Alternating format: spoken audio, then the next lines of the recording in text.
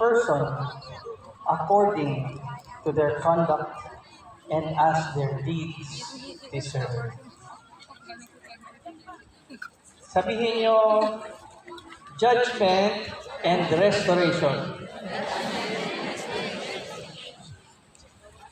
Ano nga ba ang sinasabi sa atin ni Jeremiah nang sinabi ng Panginoon, nang sinabi niya sa Panginoon, your eyes are open to the ways of all mankind. Noong kapanahon yun, hinayaan na ating Panginoon na sakupin ng Babylonia ang Jerusalem dahil sa patuloy na pagsuway ng mga taga-Jerusalem sa ating Panginoong Diyos. Ilang henerasyon na binabaliwala ng mga Israelita ang mga babala na ipinasabi ng Panginoon sa mga propetang Isaiah at Jeremiah.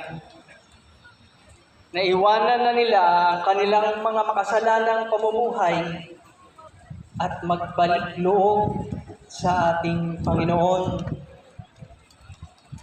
Ngunit, sinasa isang tabi lang nila ito at patuloy silang sumusuway sa ating Panginoon. At hindi lamang yun, sumasamba pa sila sa mga Diyos-Diyosan.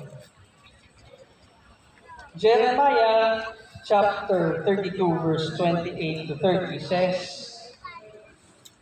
therefore, this is what the Lord says,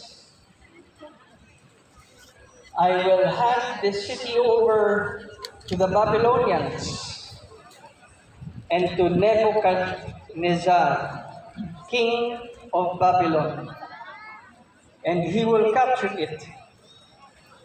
The Babylonians outside the walls will come in and set fire to the city.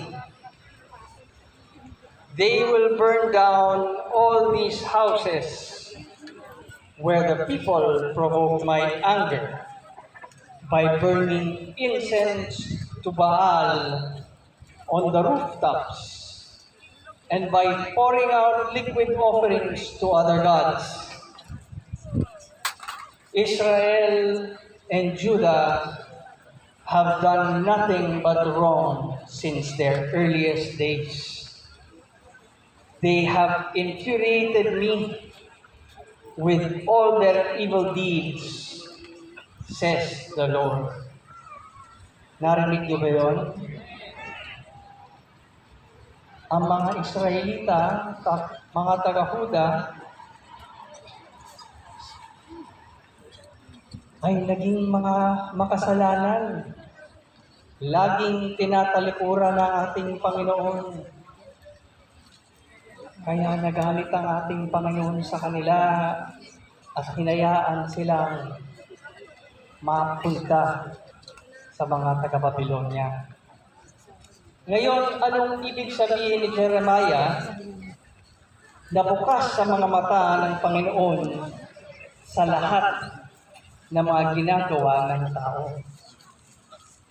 Pinapaalala ni Jeremiah na nakikita ng ating Panginoon ang lahat ng ating ginagawa kahit saang sulok man tayo magtago.